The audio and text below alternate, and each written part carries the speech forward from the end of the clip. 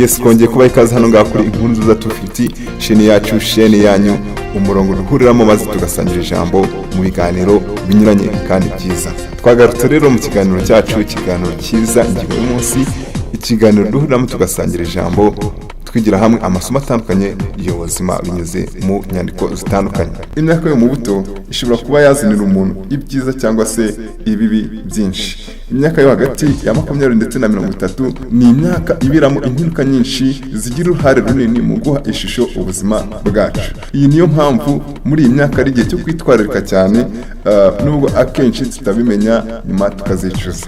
Rero tubahaye ikaze mu kiganiro cyacu cy'uyu munsi, tuganire ku ngingo y'umunsi aho igira iti amakosa dukora tukiri bato nyuma tukazayicuza. Muri iki kiganiro turifashisha ibitekerezo binyuranye, cyane cyane ibyo twakuye mu gitabo The Power of Habits ndetse n'ibindi bitekerezo twagiye dukura mu kuganira n'abantu bakuru, maze tubashe kunguka byinshi mu kiganiro cy'uyu munsi, ingingo y'umunsi. Tubaye ikaze rero, usanga ari amakosa menshi dukora mu buzima nyuma ugasanga tuyicuza cyane. Gusa muri ayo makosa menshi, aya niyo akunze kugarukaho cyane abantu bo mu myaka hagati ya 20 ndetse na 30 bakunze gukora cyane nk'uko babihurizaho. Rero ikosa rya mbere dukunda gukora cyane muri iyi myaka yo hagati ya 20 ndetse na 30 ni iri ngiri: usanga twibesha cyane mu rukundo. Iyi myaka y'urubyiruko hagati ya 20 ndetse na 30 ni imyaka aho ingingo yo gukundana igaruka cyane mu buzima bwacu bwa buri munsi. Hari ubwo usanga hari ibyo twita urukundo, nyamara nyuma ukazasanga twaribishaga cyane. Muri iyi myaka hari ubwo usanga twimariramo abo tuvuga ko dukundana nabo, nyamara nyuma ukazasanga izo nkundo zirangira nabi cyane. Nk'uko bigaragara mu kinyamakuru The Psychology Today, mu bushakashatsi bwagiye bukorwa byagaragaye ko abarenga 84% by'abarengeje imyaka 35 y'amavuko usanga byibuze barigeze inshuro imwe mu buzima komerekera mu rukundo, nyuma ugasanga babyicuza cyane kuko basanze ko byari ubutakaza umwanya mu busa. Ibi usanga bibabaza cyane, ikindi kandi ugasanga waratakaje umwanya wawe nyamara hari ibindi wari gukora byakugirira akamaro. Rero ni byiza cyane gushishoza mu gihe cyo guhitamo uwo muzafatanya ubuzima, ntabe ubonetse wese igihe cyo kumara muri relationship zidafite gahunda ukagikuba na zero. Kabiri, ikosa dukunze gukora rero ni ukumva ko dufite igihe gihagije bityo tukirara. Iri ni ikosa dukunze gukora, aho twumva ko igihe dufite gihagije bigatuma tutagikoresha neza uko bikwiye. Duhora twimura ibyo twakagombye gukora uyu munsi tukumva ko tuzabikoresha, nyamara tuba twirengagije ko buri munsi uzana ibyawe. Niba hari ikintu cy'agaciro twese usanga tuvuga dufite, ni igihe gifite agaciro kangana byose. Rero ntuzigere upfusha umwanya wawe gusa kuko nyuma wazicuza. Ikosa rya gatatu usanga dukunze gukora ni ukutemera kunengwa. Iyo bikozwe mu buryo bwiza ni ikintu cy'ingenzi cyane uwo ukunenga yakugira mu buzima. Iyo unengwa ukabimenya, ibyo bishobora kukubera inzira yo kugaruka mu nzira nziza. Abantu bazakunenga mu byo uvuga, bazakunenga mu byo ukora, bazakunenga muri byose. Rero ni byiza ko wiga kwakira ko unengwa, ukabyemera, ukamenya ko bibaho, ukamenya gutandukanya umuntu ukunenga agamije kugira ngo ugaruke mu nzira nziza, ndetse n'umuntu ukunenga agamije kuguca intege, kuko abo bose mu buzima ntuzabura kuba wahura nabo. Ikosa rya kane rero urubyiruko dukunze gukora nyuma tukazabyicuza ni ukutamenya abantu bo kuganira nabo. Akenshi mu myaka yo muri za 20 usanga abantu tuganira nabo aba ari babandi tubana nabo mu bigare bya hato na hato. Usanga tudakunda na gato kuganira n'abantu bakuru, niyo tubikoze ugasanga tubiha igihe gito cyane, ugasanga umwanya munini tuba dufite tumarira muri bya biganiro byo mu bigare. Ariko none uyu munsi dutangiye kuganira n'abakuru, tubabaza ibibazo bitandukanye mu buzima, bimwe bitumara amatsiko, bityo tukaba twabasha kunguka inama zisumba izindi zose mu buzima byadufasha. Kuva kuri uyu munsi rero iga kuganira n'abantu bakuru. Nta n'umwe muri abo bakuru uzaza byoroshye wakwereka inzira, ahubwo akenshi bizasaba ko ari wowe ufata iya mbere ukabasanga.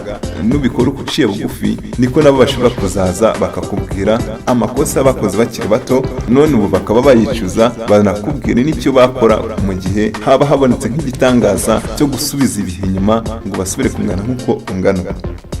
ikosa rya gatanu dukunze gukora rero tukiri bato nyuma tukazaryicuza ni ukutamenya kwirwanirira mu gihe habonetse amahirwe ngo tuyafatiranye bityo agahera ko aducika. Muri iyi myaka tuba twumva ko benshi batwitayeho, kumva ko hari abadufitiye impuhwe, tukumva ko hari abiteguye kuturwanirira, kumva ko kuba dufite ababyeyi ubwo ibindi byose bibaye kubwo ubuzima bwacu bwose ari bo bureba. Nyamara tuba twibeshye cyane. Nubwo wenda waba ufite izo mbaraga zindi wiringiye, ariko ntibizabuza ko ari wowe uzafata iya mbere wirwanirira ushaka kugira usinzi mu buzima.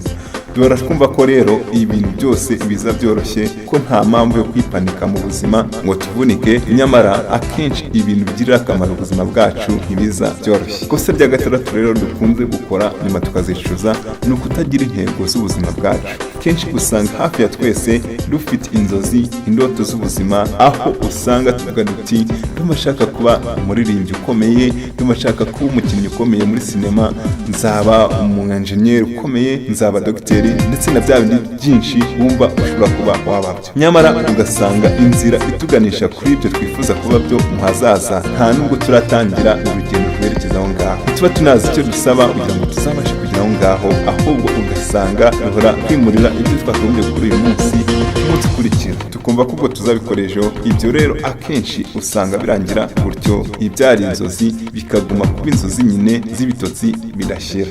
Ikosa rya karindwi rero dukunda gukora ni dukunda kugendera mu kigare. Mu by'ukuri abantu turatandukanye cyane. Hari ubwo usanga hari abantu tujyana nabo mu matsinda mato mato, nyamara ugasanga nta gishya twungukira muri ayo matsinda. Usanga intego z'ubuzima bwacu zitandukanye cyane ku buryo uko ntekereza atari ko runaka atekereza. Ni byiza kuganira n'urungano, ni byiza rwose cyane kugira umwanya ugenera urungano, ariko ujye ufata umwanya wawe wihariye maze uvugire ku byawe. Ntuzigire upfusha umwanya wawe ubusa ukora ibyo abo bandi bifuza, ahubwo uzakurikire indoto zawe, ibyifuzo ufite mu buzima. Ukomeje kugendera mu kigare muri ubwo buryo, mu myaka yahazaza wazicuza. Rero uhera ubu bihagarike. Irindi kosa rya munani dukunze gukora, dukunze kumva ko ibintu byoroshye cyane cyangwa se ko bikomeye cyane ku buryo burenze kurusha uko biri. Bitewe n'ubuzima umuntu yakuriyemo, bitewe n'ibyo wenda yatojwe, hari ubwo umuntu yumva ko ubuzima bworoshye cyane, cyangwa se ku rundi ruhande undi muntu akumva ko bigoye cyane birenze ibikenewe. Nk'urugero, hari ubwo iyo tukiri ku ntebe y'ishuri tuba twumva ko ubwo ibintu byoroshye, nituva ku ntebe y'ishuri ubwo n'akazi kazaza kadusanga kukabona bizaba byoroshye cyane, ko nta kindi kintu kizigera kitugora. Nyamara nubwo wenda bishoboka, ariko ku rundi ruhande hari ubwo bibanza kugorana cyane. Iyo dutekereza ko ubuzima bworoshye cyane, hari ubwo usanga bidutera kwirara, ntidukore cyane uko bikwiriye, tukizera ikintu kimwe gusa nacyo kidafite ishingiro ko aricyo kizatubeshaho mu buzima bwacu. Nyamara hari ubwo nyuma tuza gusanga twarabyibeshagaho cyane. Hari ubwo kandi ku rundi ruhande twumva ko ubuzima bugoye cyane, tukarenga tukabikabiriza. Ibyo koko nk'uko benshi bakunze kubivuga, ubuzima buragoye cyane, gusa ariko ntibigoye cyane nk'uko ubitekereza. Uko ugomba gutekereza ko ibintu bigoye ku kigero gikabije, nibyo bigutera kumva ucitse intege, ukumva ko n'ubundi urushwa n'ubusa. Wowe shira umutima wawe ku cyo wifuza kugeraho gusa, ukore igikwiye maze witurize, urekeraho kumva ko ubuzima bworoshye cyane, ko bwo ibintu byose bizikora, kandi ku rundi ruhande urekeraho kumva ko bikomeye cyane ku buryo nta na kimwe wabasha gukora. Ikosa rya 9 dukunze gukora ni ukumva dushaka guhora dutunganya.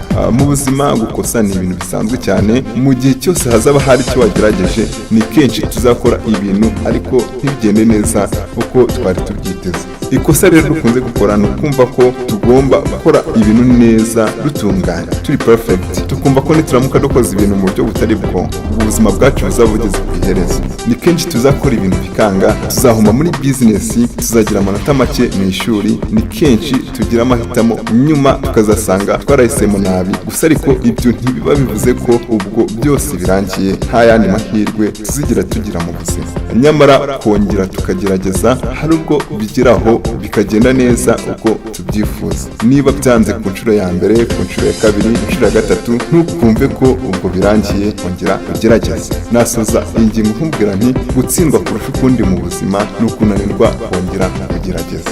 Icyo kutigira ku makosa y'ahahise. nibyo ntidukwiye kwizirika ku hahise ngo haduherane, ariko kandi amasomo yo mu mateka yahise niyo atwereka uburyo dukwiye kubaka ubuzima bw'ejo hazaza hacu. Muri iyi myaka duhura na byinshi mu buzima bwacu, habaho amahinduka menshi mu buzima, aho ushobora kuba wava mu cyiciro kimwe ukinjira mu kindi. Ibyo byose unyuramo hari ibigora ubuzima ku buryo biba bisaba kwihangana gusa kugira ngo ubashe gukomeza uru rugendo rw'ubuzima. Muri ibyo byinshi rero unyuramo, hakagira na kimwe kiba ngo ugihite nta somo na rimwe ry'ubuzima kigusigiye, kuko buriya haba hari impamvu yatumye ibyo bihe ubinyuramo.